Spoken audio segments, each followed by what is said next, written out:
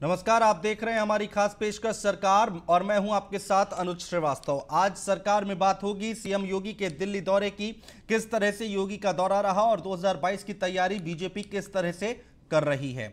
इसके साथ ही आपको बताएंगे यूपी में कोरोना की स्थिति क्या है, कैसे कोरोना अब रोजाना 500 के आसपास तक पहुंचा है, इन सब की जानकारी देंगे। वहीं उत्तर प्रदेश सरकार राज्य कर्मचारियों को कौन सा तोहफा दे रही है, इसके लिए थोड़ा इंतजार करिए। इन सब के बीच आखिर में आपको बताएंगे सीएम योगी के गृह जनपद गोरखपुर में क्या नया होने वाला है।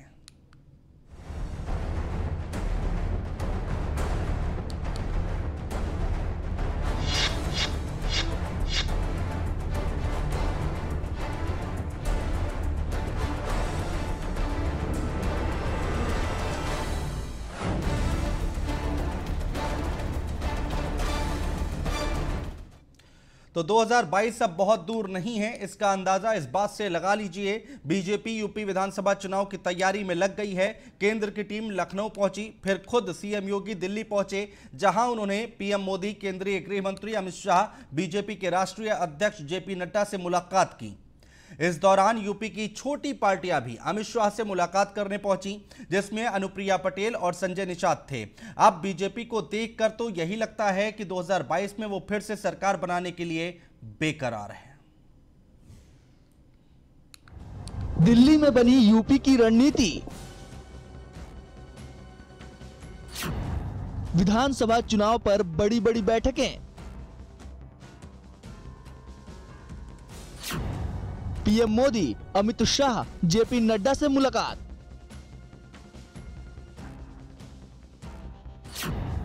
दोबारा सत्ता में आने की शुरू हो गई तैयारी। उत्तर प्रदेश में बढ़ती राजनीतिक गतिविधियों के हिसाब से साफ अंदाजा लगाया जा सकता है कि प्रदेश में विधानसभा चुनावों को लेकर बीजेपी ने तैयारियां तेज कर दी हैं। लगातार संगठन और प्रदेश के नेतृत्व का दिल्ली टू लखनऊ और लखनऊ टू दिल्ली का सफर चुनावी तैयारियों की ओर इशारा है।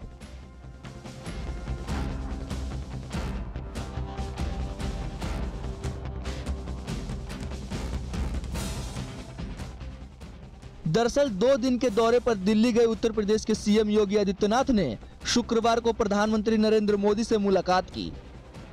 पीएम से मुलाकात के बाद योगी बीजेपी के राष्ट्रीय अध्यक्ष जेपी नड्डा से मिलने के लिए उनके आवास पहुंचे। नड्डा और योगी के बीच की मुलाकात काफी अहम मानी जा रही है। वहीं गुरुवार को सीएम योगी केंद्रीय गृह मंत्री अमित शाह से मिले थे। तीनों बड़े नेताओं के साथ काफी देर तक बातचीत हुई। सीएम योगी ने ट्वीट कर इसे एक शिष्टाचार मुलाकात बताया, लेकिन दोनों नेताओं के बीच करीब 1.5 घंटे तक बातचीत हुई। इस मुलाकात में क्या बातचीत हुई इसकी जानकारी नहीं है, लेकिन राजनीतिक हलकों में चर्चा है कि यूपी के राजनीतिक हालात और आने वाले विधानसभा चुनाव को लेकर चर्चा हुई है। सीएम योगी और अमित शाह के बीच मुलाकात के दौरान ही अनुप्रिया पटेल भी अमित शाह के आवास पर पहुंची और मुलाकात की। साथ ही निषाद पार्टी के अध्यक्ष संजय निषाद भी शाह से मिले। ये सारी मुलाकातें बहुत कुछ बयां करती हैं। यूपी की जीत के प्लान का ब्लूप्रिंट तैयार। गठबंधन दलों के रिश्ते और मजबूत करने पर जोर। तेज वैक्सीनेशन पर फोकस। जन कल्याणकारी योजनाएं जल्द हो पूरे।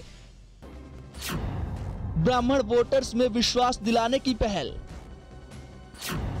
किसानों की नाराजगी दूर करना प्राथमिकता। बीजेपी की तैयारियों को देखकर लगता है कि 2022 से पहले बीजेपी कोई कोर कसर छोड़ना नहीं चाहती है। बीजेपी को लगता है कि दोबारा से यूपी की सत्ता में उसकी वापसी होगी, क्योंकि पिछले 4.5 सालों में योगी ने प्रदेश को बेहतर तरीके से चलाया है। Bureau report, news 1 India.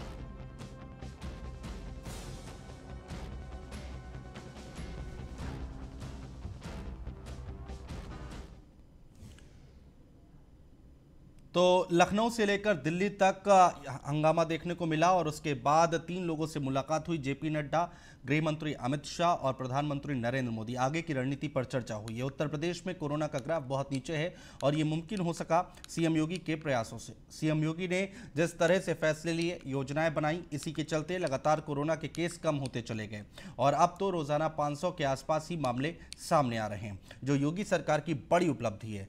TTT का फॉर्मूला कमाल कर गया और अब प्रदेश में सिर्फ वीकेंड लॉकडाउन है। योगी सरकार की सतर्कता से कंट्रोल में कोरोना। लगातार संक्रमण दर में आ रही है गिरावट। यूपी में TTT का दिखा कमाल। अब प्रदेश में सिर्फ वीकेंड लॉकडाउन। यूपी में कोरोना संक्रमण पूरी तरह नियंत्रण में नजर आ रहा है। यह सब सीएम योगी के TTT का असर है, जिससे कोरोना की दूसरी लहर पर काबू पाया जा सका है। और अब तो आलम यह है कि रोजाना कोरोना के मामले 500 के आसपास ही रह रहे हैं। इसके साथ ही प्रदेश में कोरोना का रिकवरी रेट 98.1% तक पहुंच चुका है।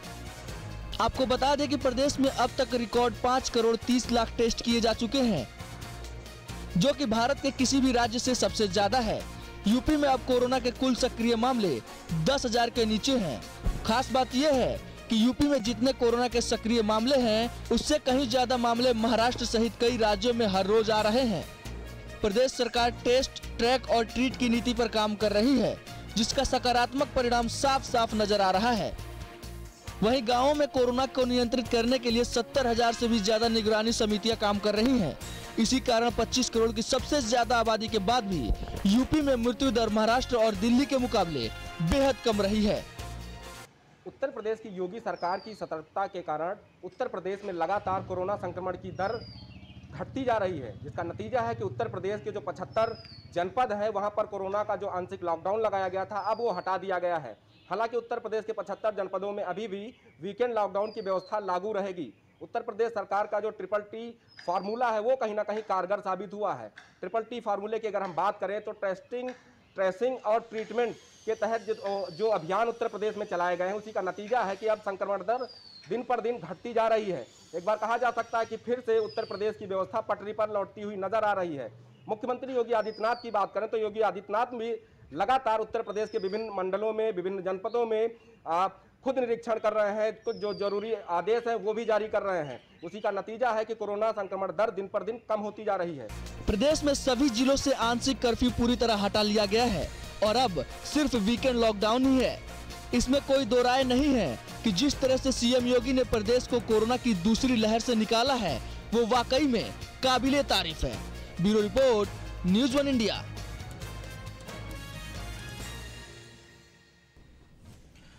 तो जो कोरोना काल हमने देखा, वो बहुत ही भयानक तस्वीरें हमारे सामने निकल कर आई, लेकिन मुख्यमंत्री योगी आदित्यनाथ लगातार गांव-गांव जाते रहे और TTT जो फॉर्मूला था वो कहीं ना कहीं कारगर साबित हुआ। लेकिन आने वाला वक्त एक चुनौती से कम नहीं है, क्योंकि तीसरी वेव की बात यहां पर की जा रही है और उसमें बच्चों को लेकर ज्यादा वो खतरनाक बताया जा रहा है। कोरोना काल के बीच योगी सरकार ने राज्य के कर्मचारियों को बड़ा तोहफा दिया है। प्रदेश के 15 लाख से ज्यादा कर्मचारियों को DA और वेतन वृद्धि का लाभ मिलेगा। इसके अलावा 12 लाख से ज्यादा पेंशनरों को DR का लाभ मिलेगा। सीएम योगी के इस फैसले के बाद राज्य के कर्मचारियों में खुशी की लहर है। एक रिपोर्ट देख लेते हैं।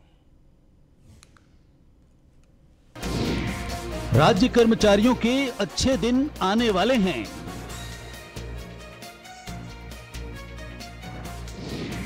सीएम योगी का राज्य कर्मचारियों को तोहफा। जुलाई से मिलेगा वेतन वृद्धि का लाभ। 15 लाख कर्मियों को होगा फायदा। अच्छे दिन आने वाले हैं। जी हां, यूपी सरकार के कर्मचारियों के अच्छे दिन आने वाले हैं। ऐसा इसलिए क्योंकि सीएम योगी ने राज्य के कर्मचारियों को बड़ा तोहफा दिया है। कर्मचारियों का 1.5 साल से अटका हुआ महंगाई भत्ता यानी कि DA जल्द ही मिलने वाला है।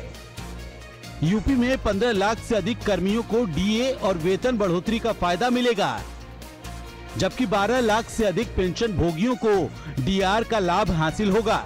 जुलाई 2021 यानी अगले महीने कर्मचारियों को महंगाई भत्ता करीब 11% मिलने की संभावना है। साथ ही 3% सालाना वेतन बढ़ोतरी का फायदा भी इसी महीने दिया जा सकता है। चुनावी वर्ष में यूपी सरकार प्रदेश के कर्मचारियों को बड़ा तोहफा देने जा रही है, जिसमें उत्तर प्रदेश के 12 लाख कर्मचारी ऐसे होंगे जिनको वार्षिक वेतन वृद्धि के साथ ही बढ़ा हुआ डीए भी मिलेगा। हालांकि अगर हम देखें तो कोरोना काल के चलते जनवरी 2020 के बाद किसी भी राज्य कर्मचारी की ना तो कोई वार्षिक वेतन वृद्धि हुई है और ना ही उसको बढ़े हुए महंगाई भत्ते का लाभ मिला है। तो निश्चित है कि योगी सरकार आने वाले 7 महीने के अंदर 3 बार में ये महंगाई वृद्धि देगी, वहीं 1 बार वार्षिक वेतन वृद्धि का लाभ भी कर्मचारियों को देगी, जिसके लिए उत्तर प्रदेश सरकार की तरफ से निर्देश जारी हो चुके हैं। सीएम योगी आदित्यनाथ के निर्देश पर बहुत संभव है कि जुलाई में ही पहली महंगाई भत्ता कर्मचारियों को मिल जाए। तो निश्चित है कि योगी सरकार अब चुनावी वर्ष में 12 लाख कर्मचारियों के साथ ही 15 लाख से ज्यादा उत्तर प्रदेश के पेंशनर्स को भी बड़ा लाभ देने जा रही है। उद्देश्य यही है कि कर्मचारियों की नाराजगी दूर की जाए और कोरोना काल के दौरान जो महंगाई भत्ते और बाकी जो विशेष भत्ते बंद किए गए थे उनको शुरू कर एक संदेश दिया जाए। तो निश्चित है कि इसके तहत योगी सरकार ने बड़ा तोहफा देने का ऐलान कर दिया है। दरअसल वैश्विक महामारी कोरोना वायरस की दस्तक के बाद जनवरी 2020, जुलाई 2020 और जनवरी 2021 के डीए के भुगतान पर यूपी में मुख्यमंत्री योगी आदित्यनाथ के नेतृत्व वाली बीजेपी सरकार ने रोक लगा दी थी।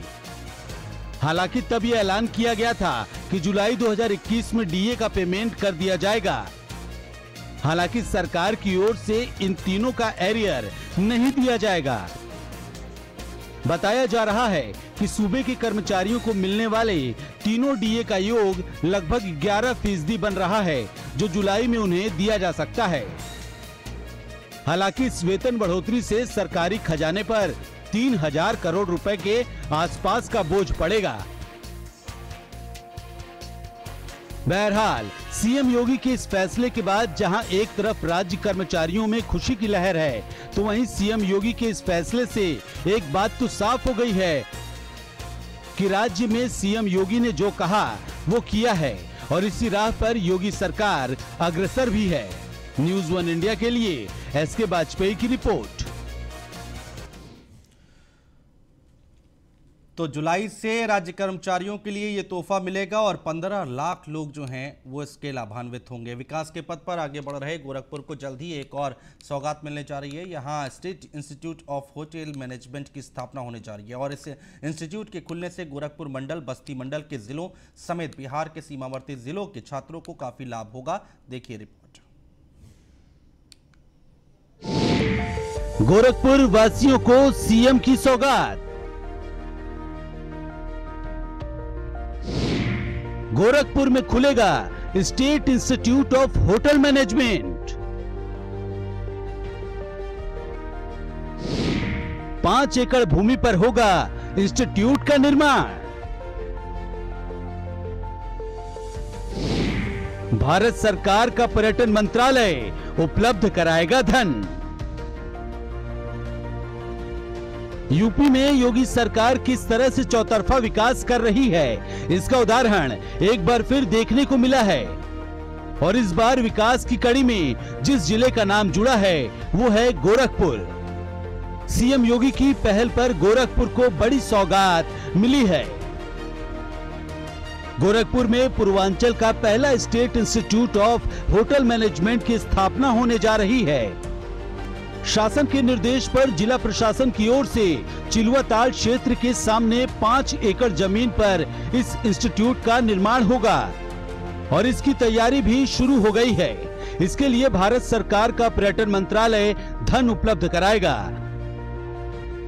इस इंस्टीट्यूट के खुलने से गोरखपुर मंडल, बस्ती मंडल के जिलों सहित बिहार के सीमावर्ती जिलों और नेपाल के छात्रों को भी काफी सुविधा मिलेगी।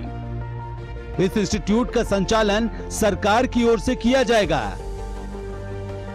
इतना ही नहीं, इस इंस्टीट्यूट में होटल मैनेजमेंट के क्षेत्र में डिप्लोमा से लेकर बैचलर और मास्टर डिग्री तक के पाठ्यक्रम होंगे। सरकारी संस्थान होने की वजह से यहाँ फीस भी कम होगी। संस्थान में सभी शिक्षकों से लेकर सभी कर्मचारियों की नियुक्ति नियमित होगी और सभी सरकारी पेरोल पर होंगे।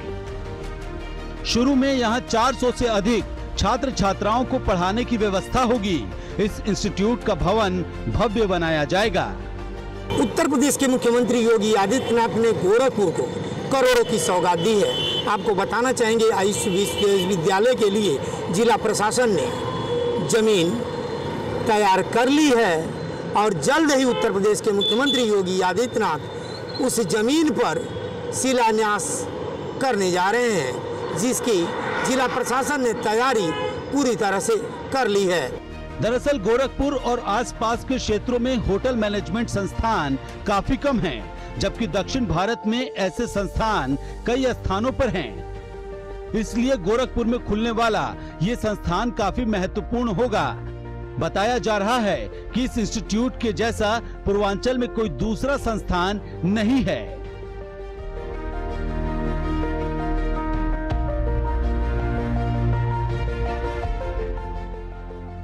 बहरहाल योगी सरकार के इस फैसले के बाद गोरखपुर के छात्र ही नहीं बल्कि राज्य का हर व्यक्ति योगी सरकार के राज्य में चौतरफा विकास को देखकर ये बोलने पर मजबूर है कि वाकई अच्छे दिन आ गए हैं। Bureau report, news 1 India.